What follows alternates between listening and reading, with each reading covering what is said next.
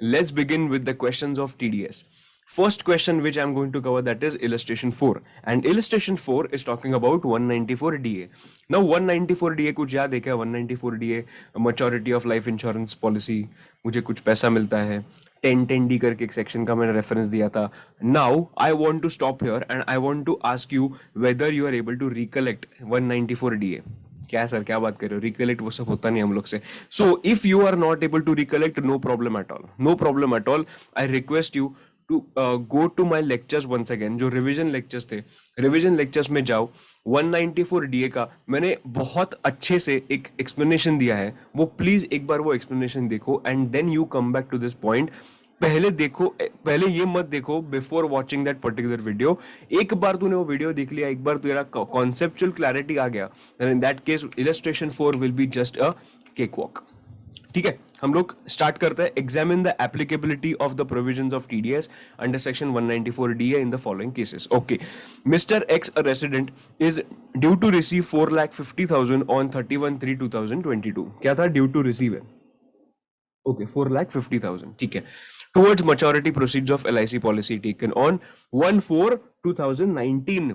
Okay, मतलब 1/4/2012 के बाद पॉलिसी लिया था, for which the sum assured is 4 lakhs and annual premium is 1,25,000. ठीक है. Now the question is, say for example I am Mr. X, मैं Mr. X हूं, मुझे ये 4,50,000 मिलने वाले हैं. Whether this 4,50,000 is taxable in my hands is the question. Correct है? क्यों? बिकॉज सेक्शन 1010D करके एक सेक्शन है. ये सेक्शन 1010 ये बोला है कि अगर तेरा ये जो मैच्योरिटी प्रोसीड्स है ये एग्जम्प्ट है तेरे हाथ में, देन इन दैट केस जो मुझे पेमेंट करने वाला ना, मतलब इंश्योरेंस पॉलिसी, वो टीडीएस काट के पेमेंट नहीं करेगा. इधर कौन है? इधर मिस्टर एक्स है. इधर कौन है? इधर लाइफ लाइफ इंश्योरेंस कॉर्पोरेशन है. अगर मिस्टर एक्स के हाथ में ये मैच्योरिटी प्रोसीड्स एग्जम्प्ट होंगे, तो whenever L I C will make a payment to mister X, वो ऑफकोर्स टीडीएस नहीं काटेगा. क्यों? बिकॉज मिस्टर एक्स के हाथ में वो पेमेंट जो है वो और इनकम जो है वो एग्जम्प्ट है. बराबर. अभी वो इनकम एग्जम्प्ट है कि नहीं, इसके बारे में हम लोग चर्चा करेंगे. बराबर है? ओके, एग्जम्प्ट है कि नहीं. अगर यही अमाउंट मिस्टर एक्स एक्स के हाथ में एग्जम्प्ट नहीं होगा, मतलब टैक्सेबल होगा, तो whenever L I C will make a payment to mister X, तभी टीडीएस काट के पेमेंट करेगा, because the amount is taxable in the hands of mister X. ठीक है, आई थिंक ये क्लैरिटी आ गया थोड़ा सा. तो हम लोग को झगड़ा क्या करना है? हम लोग को झगड़ा करना है कि मिस्टर एक्स के हाथ में वो मैच्योरिटी प्रोसीड्स टैक्सेबल है कि नहीं. बट मिस्टर एक्स के हाथ में मैच्योरिटी प्रोसीड्स टैक्सेबल है कि नहीं, ये देखने के लिए मुझे देखना पड़ेगा उसका फैक्ट्स, उसके पॉलिसी के फैक्ट्स. पॉलिसी का फैक्ट्स क्या है? पॉलिसी के फैक्ट्स मतलब हम लोग को लगेगा पॉलिसी वैल्यू, और may be I can say sum assured. Since the policy is taken after 1/4/2012, since the policy is taken after 1/4/2012, the formula is going to be different. What is the formula and what is the explanation and what is the analysis which we are going to do? The analysis is going to be 10% of the sum assured is one amount. Okay, say for example, अभी के case में sum assured कितना है? 4 lakhs. देखिए इधर 4 lakhs is the sum assured. उसका 10% comes to 40,000. Okay, sum assured का 10% comes to 40,000 rupees. Now understand one thing, if my annual premium is less than 40,000 rupees, then in that case entire maturity proceeds are going to be exempt in the hands of Mr. X. But agar mera annual premium is more than 40,000 rupees, my annual premium is more than 40,000 rupees, then the entire maturity proceeds are going to be taxable in the hands of Mr. X. और अगर Mr. X के हाथ में taxable होंगे, तो LIC जब भी payment करेगा ना वो maturity proceeds का, तभी वो TDS काट के पेमेंट करेगा. अभी हमारे केस में देखते हैं कि एग्जैक्टली क्या हो रहा है. 10% of the sum assured, I understood it is 4 lakhs का 10% comes to 40,000. But what is my annual premium? अरे दोस्त, my annual premium is 1,25,000, which is more than 40,000. And that is why जो मैच्योरिटी प्रोसीड्स है 4,50,000 के, ये जो 4,50,000 के maturity proceeds है, entire proceeds are going to be taxable in the hands of mister X. Since they are taxable in the hands of Mr. X, whenever LIC will make a payment, LIC will deduct the TDS under section what? 194 BA. एकदम चौखा clear है. Okay. Now अभी question आता है TDS कितने amount पे काटेंगे? 4,50,000 पे काटेंगे क्या? मैं चिल्ला चिल्ला के इधर से बोल रहा हूँ 4,50,000 is not my income, not my income, not my income, but government बोल रहा है no no no no, 4,50,000 is your income, is your income, is your income. मैं बोल रहा हूँ भाई, अगर मैंने एनुअल प्रीमियम 1,25,000 पे किया है 3 साल, अभी देखना कभी कभी क्या क्या क्या हुआ वो डेट्स देखते हैं जरा. मुझे मैच्योरिटी प्रोसीड्स मिले कभी 31/3/2022. मैं प्रीमियम कब से भर रहा हूँ? Policy I have taken the policy on 1/4/2019. मतलब 1/4/19 to 1/4/20, 21, 22. कैन आई से 3 years I am making a payment of premium? और कितना प्रीमियम भर रहा हूँ? 1,25,000. सो कैन आई से I have I have made a payment of 3,75,000 already. So can I से 3,75,000 spend करने के बाद मुझे मिलने वाला है 4,50,000. अगर मैं 3,75,000 स्पेंड ही नहीं करूंगा तो I will definitely not going to get, I will definitely not get 4,50,000. So can I say for earning 4,50,000 I spent 3,75,000. Yes. So can I say this? That is my cost. Yes. And that is why 4,50,000 पे पूरा TDS नहीं कटेगा, because 4,50,000 कमाने के लिए मुझे कुछ देना भी पड़ा. और what was that? 3,75,000. So 4,50,000 minus 3,75,000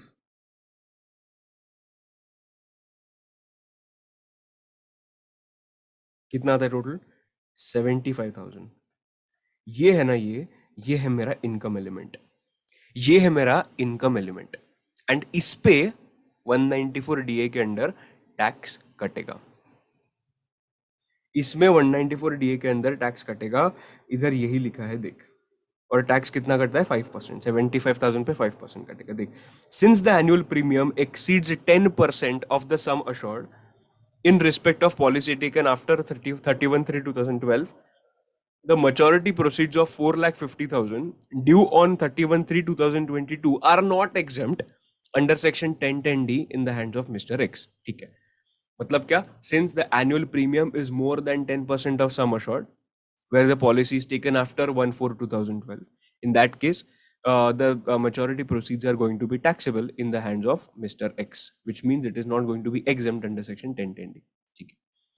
Therefore, tax is required to be deducted at the rate of 5% under section 194 DA on the amount of income therein. That is, income element is how much? 4,50,000? No, 4,50,000 minus 3,75,000.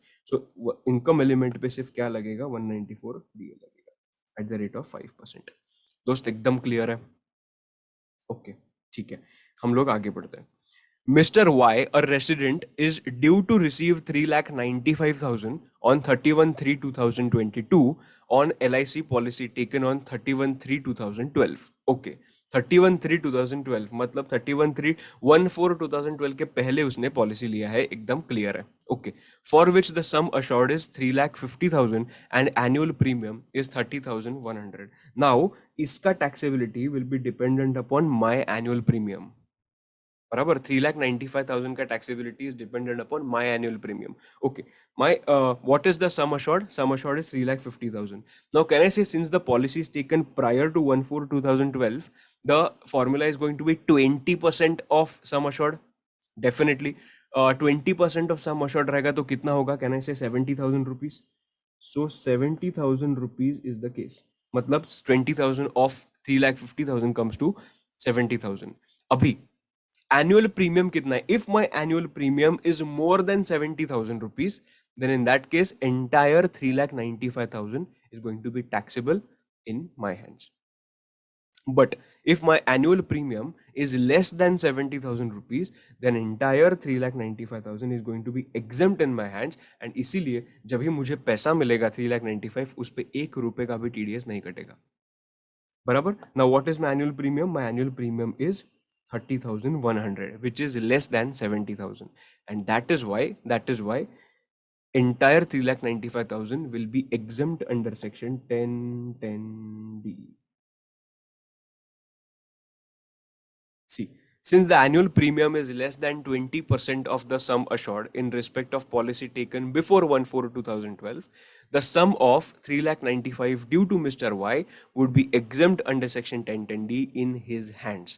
Hence, no tax is required to be deducted at source under Section 194DA on such sum payable to Mr. Y. एकदम clear है. अभी ये answer लिखने का कैसा है वो भी एक बार हम लोग समझते हैं. चल तुम लोग को बता ही देता हूँ मैं कि कैसे लिखना है आंसर.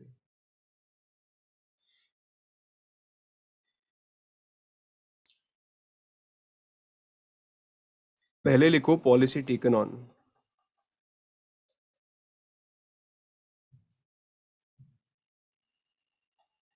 31/3/2012.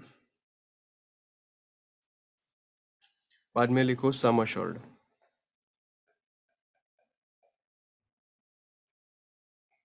₹3,50,000. एकदम बराबर.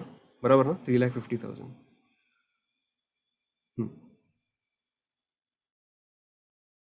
Premium paid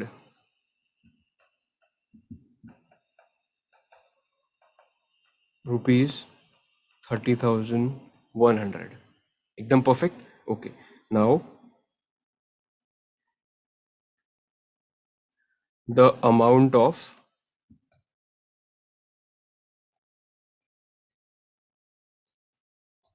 maturity proceeds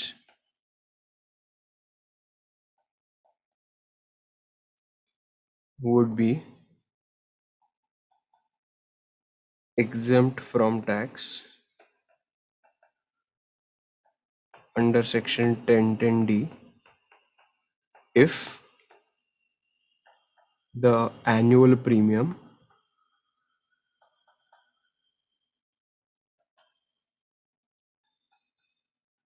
paid for life insurance is less than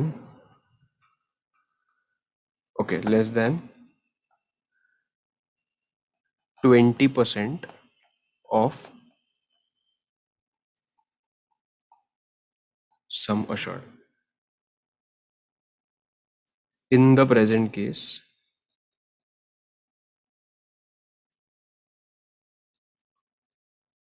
20% of 3,50,000 is equal to ₹70,000. Since the annual premium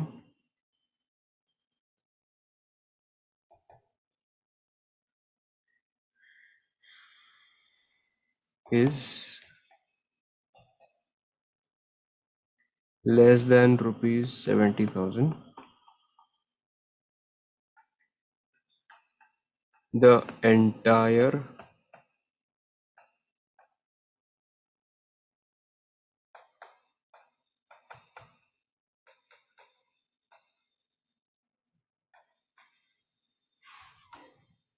would be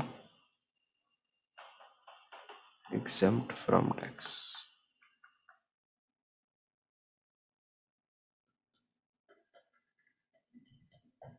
अगर पॉलिसी 31/3/2014 को लिया होता तो मेरे इधर एग्जाम्पल में 10-20% के जगह पे कितना आता. इधर 20% के जगह पे आता 10% और उसके बाद में कंपैरिजन करता. ठीक है. ओके. ऐसा तुझे लिखना है आंसर एग्जाम में. ठीक है. This is point number 2. Point number 3 पे जाता है. Mister Z a resident is due to receive 95,000 on 1/8/2021. Okay. Towards maturity proceeds of LIC policy taken on 1/8/2015, for which the sum assured is 90,000 and the annual premium is 10,000. इसमें एक हम लोग ने point discuss किया था. If the maturity proceeds are less than 1 lakh rupees then don't see anything. इस पे TDS नहीं लगेगा. See I am not talking about exemptions and everything. I am talking about the TDS applicability. उन्होंने पूछा क्या है. इन्होंने पूछा है applicability of provisions of TDS. If the sum assured is if the maturity proceeds are less than 1 lakh rupees, then in that case TDS will not be applicable. बस खेल खत्म. इतना ही हम लोग को आंसर लिखना है. देख अल्टीमेटली आंसर क्या होने वाला है, TDS will not be applicable. But एक बार ये देखते हैं कि मैच्योरिटी प्रोसीजर 10% का क्या है। पॉलिसी लिया कभी था, पॉलिसी लिया था 1/8/2015 को। ठीक है, 1/8/2015 मतलब 1/4/2012 के बाद। यस। उसके बाद for which the sum assured is 90,000, 90,000 is the sum assured, उस पे 10% आएगा। Yes, comes to 9,000 rupees. अभी वो 9,000 है मेरा लिमिट, पर मैं एनुअल प्रीमियम कितना पे कर रहा हूँ, 10,000।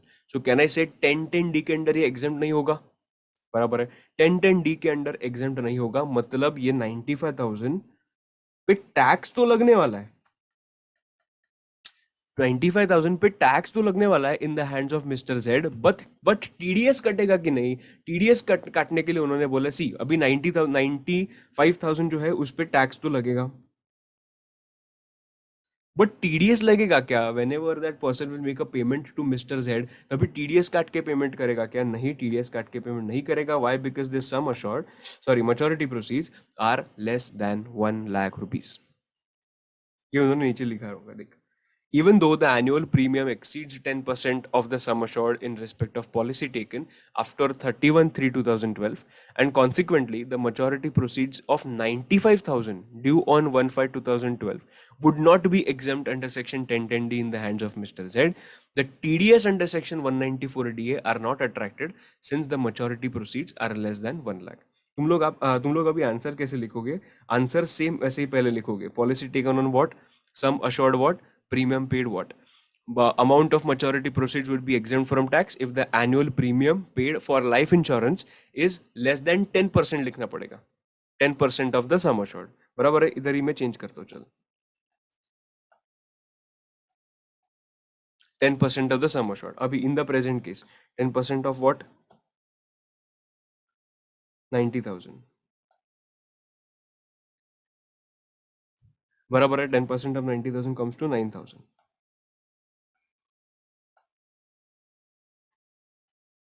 Okay, since the annual premium, अभी एनुअल प्रीमियम कितना है, 10,000 है, बराबर है। Annual premium is more then, since the annual premium is more than 9,000, the entire maturity proceeds would be taxable।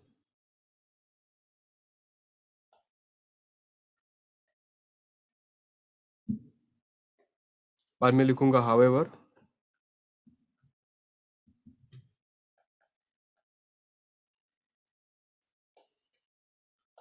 since the amount of maturity proceeds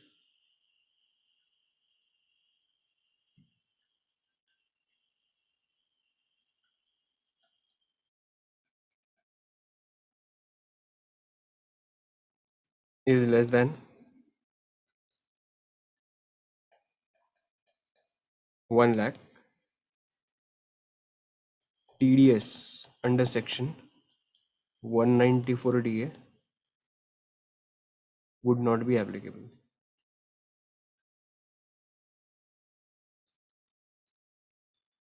ऐसे तुझे लिखना है आंसर, ऐसे तुझे लिखना है आंसर। अभी इसमें से वे चेंज कर लेना क्या है वो।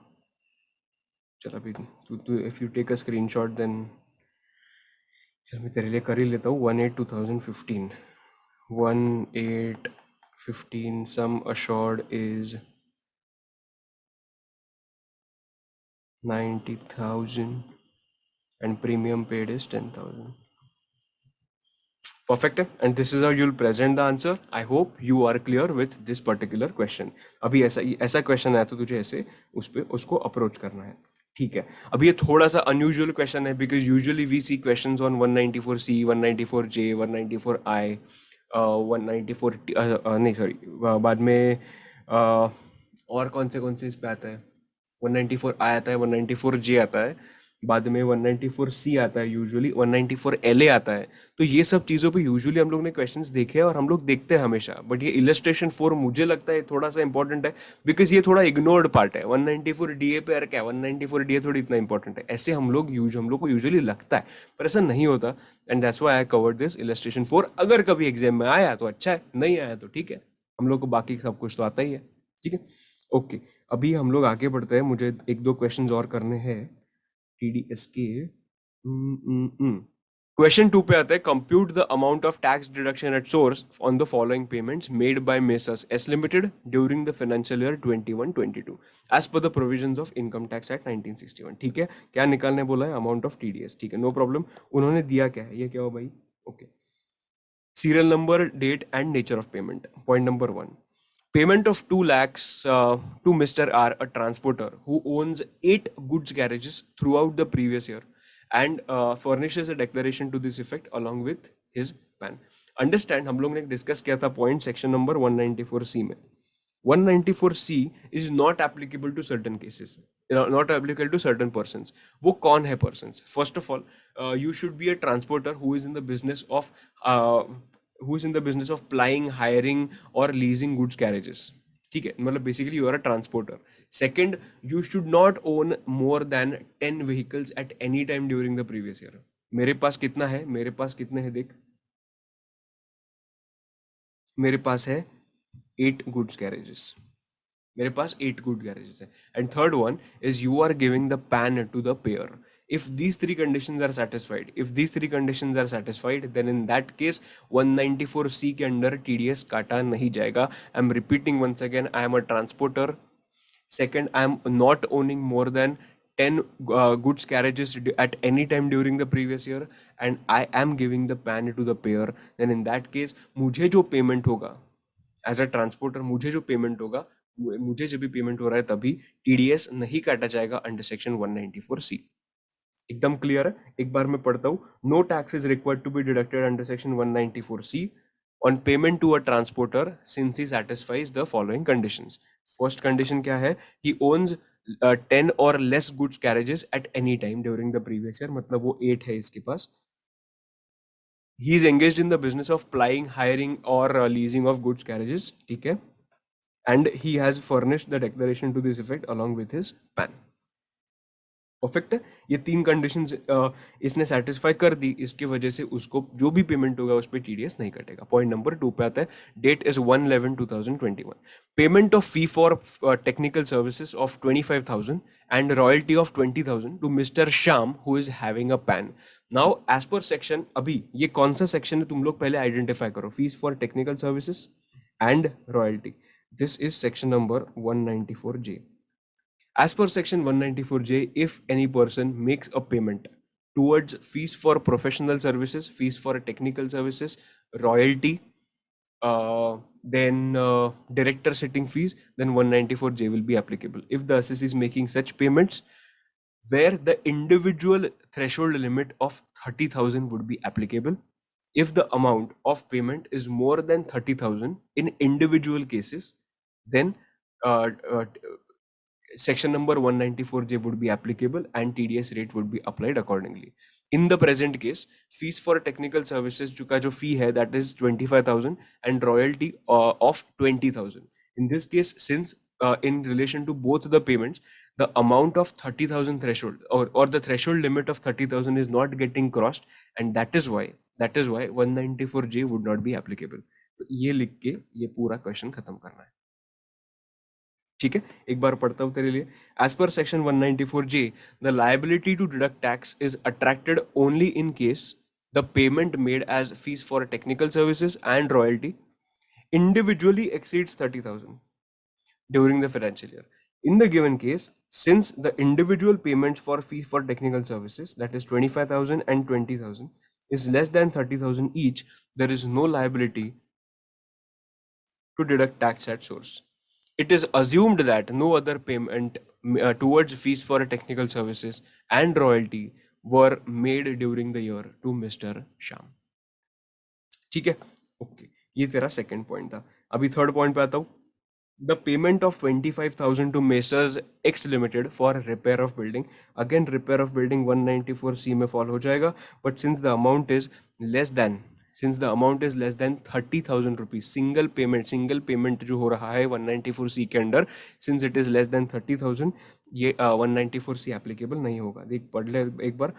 Provisions of section 194C would not be applicable. Provisions of 194C are not attracted in this case since the payment for repair of building on 36/2021 to Messrs X Limited is less than the threshold limit of 30,000 rupees. Perfect. Okay. Now, payment of 2 lakhs made to Mr. A for purchase of diaries made according to the specifications of Messrs. S Limited. However, no material was supplied for such diaries to Mr. A by Messrs. S Limited or its associates. Now, 194 CMA, they have mentioned one point of work. They have mentioned one definition of work. और work में exactly क्या लिखा है? See, 194C would be attracted if if there is a works contract and the material has been provided by the purchaser himself or that purchaser's associate. In this case, I am making that work according to his specification. Okay, but material has not been sent or material has not been given by the purchaser or its associate. See, it is written here. However, no material was supplied for such diaries to Mr. A by him or by his associates. In this case, specifications do not matter to me. See, I'm doing a works contract. Okay, I understood. But to fall under 194C, doing only a works contract will not be sufficient, because to fall under 194C, I will have to satisfy certain conditions. एक works contract तो करना ही है. Second, the material which is provided to me, it should be provided by the purchaser or its associates. Otherwise तू ही सोच, मैंने material purchase किया खुद किसी थर्ड पार्टी से, मटेरियल परचेज करने के बाद तेरे स्पेसिफिकेशन के हिसाब से मैंने चेंज किया, वो मटेरियल पे एप्लीकेशन किया और उसका एक फाइनल प्रोडक्ट बनाया और वो फाइनल प्रोडक्ट मैंने तुझे दिया. This is not a works contract. This is sale of a product. मैं तुझे ये प्रोडक्ट सेल कर रहा हूँ, मैं तुझे ऑल्ट्रेशन करके नहीं दे रहा हूँ कुछ भी. मैं हमेशा एक एग्जांपल लेता हूँ टी शर्ट्स का. You are providing me some cloth material, I am making a t-shirt from that particular cloth material and I'm giving you those clothes. Here, the clothes which have been provided by me to you is not a sale contract, it is a works contract. You gave me the product, I did something on those particular goods and I gave you the final product. This is called works contract. This is called works contract.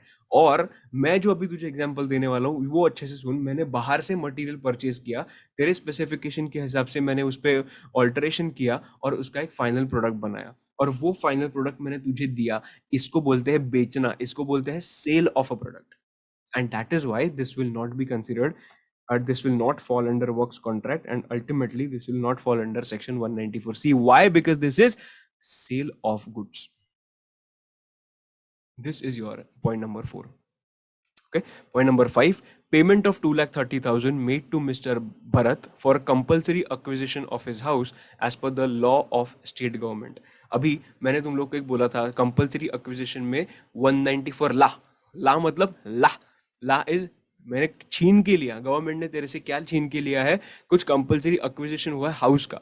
So 194 LA applicable होगा इधर. And 194 LA में एक limit था and that limit is 2,50,000 rupees.